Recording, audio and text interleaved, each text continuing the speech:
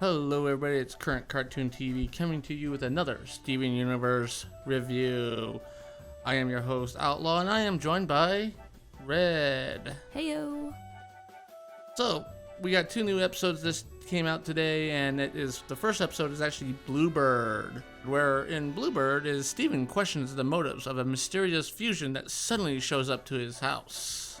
So Red, how about you give me your likes of this episode? Yeah, I really like how there's so much variety in designing that goes into these new gems. It kind of teaches us about, I never even heard of this gem called Bluebird. There's like snowflake obsidian or something like that. Never heard of it. Yep. So it's really cool how they kind of also dive into geology as well. So Bluebird's design was very interesting, very like very English, like ye olde type of hairdo.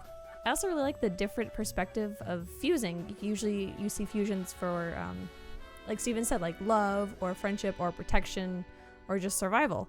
This one is just out of sheer hatred for Steven. He is so annoying! I hate him so much. I know, me too! Are you kidding me? So that was something different. So that was pretty cool. Very different to see that, and actually them arguing when they are actually trying to fuse was kind of interesting. It's like, why can't we not fuse? And then they finally found out, oh yeah, we have the same goal of hating you. Yeah. And that's when they fused. Yeah, and that's their sole purpose for being, which is again very interesting. I kind of like it. I like Greg's new haircut. I feel so bad, but I was watching it with my boyfriend, and when Greg got his hair cut up, he's like, "Oh no, his honor!"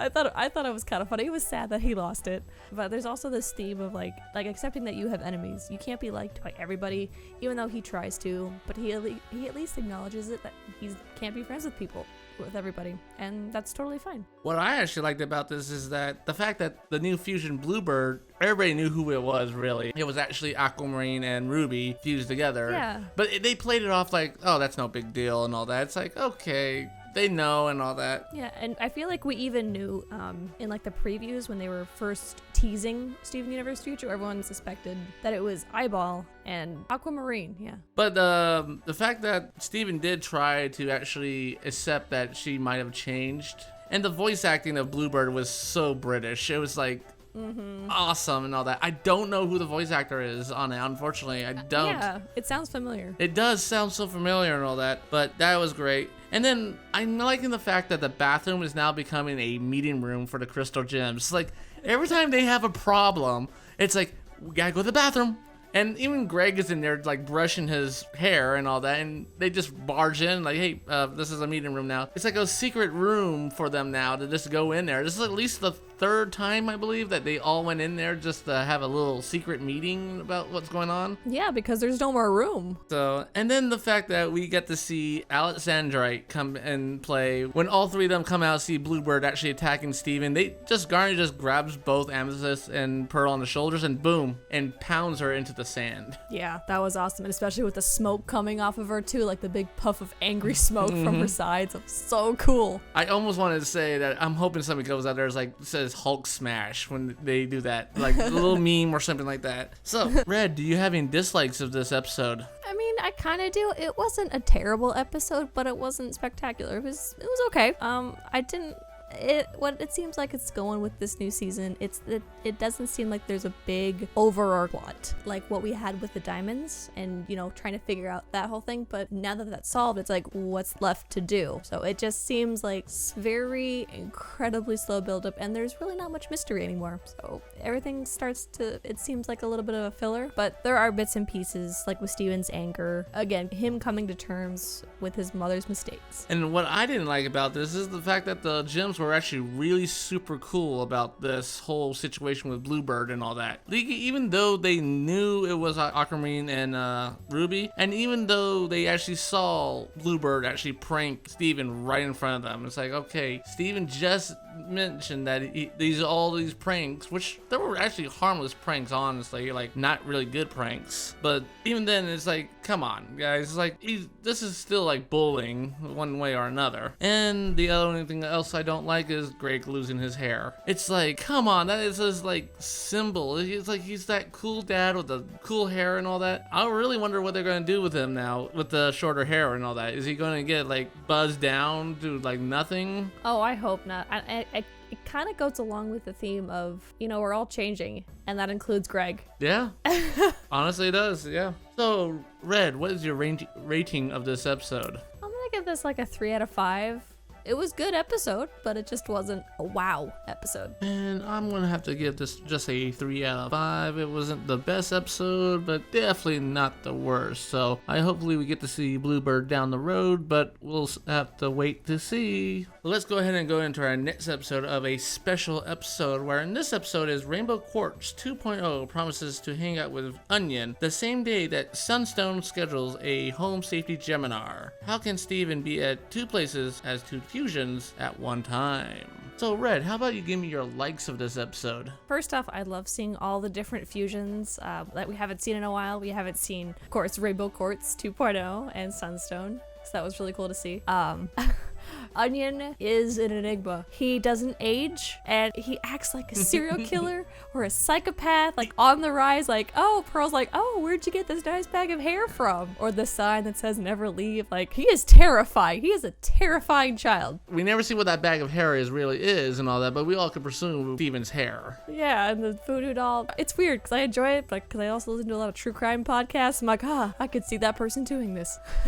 So that was interesting. And I like how to me, it felt like when Rainbow Quartz was singing the song about cleaning up in Onion's room. There's a show in the 90s called The Big Comfy Couch that I used to love. And the song was like, clean up, everybody clean up. That's what it reminded me of. So I'm like, oh wow, blast from the past. That's pretty cool. I also just really like how relatable the feeling of being spread too thin and that you're being overbooked and how exhausting it is. I'm really liking how they're bringing in like these adult concepts because Steven is now a teenager. He's getting to adulthood, and with all this comes new emotions and new experiences. So I think it's really cool. I really enjoyed this episode. Colors, of course, as Gundam would say, colors were great. Music was awesome. It was wonderful. Being the first song of this new series and all that, it was actually a pretty nice song to actually hear and all that. What I liked about this is actually seeing both Rainbow Quartz and Sunstone views and how they incorporate Steven's new jacket, which was actually pretty cool and all that, because they didn't have that when End of Change Your Mind and all that. So it's kind of interesting to see how they incorporate his jacket into their outfit and all that. I do like seeing that. Wow, I didn't even notice that. That's awesome. And also I like the fact that Rainbow Quartz actually reminds me a lot of Mary Poppins and Dick Van Dyke. It's just like a combination of that. For It's sure. like with the umbrella and all that. It's like that's totally Mary Poppins. So, and how he always spreads knowledge, trying to teach Onion stuff and all that. But it never seems to stick. Not like that jelly on the wall.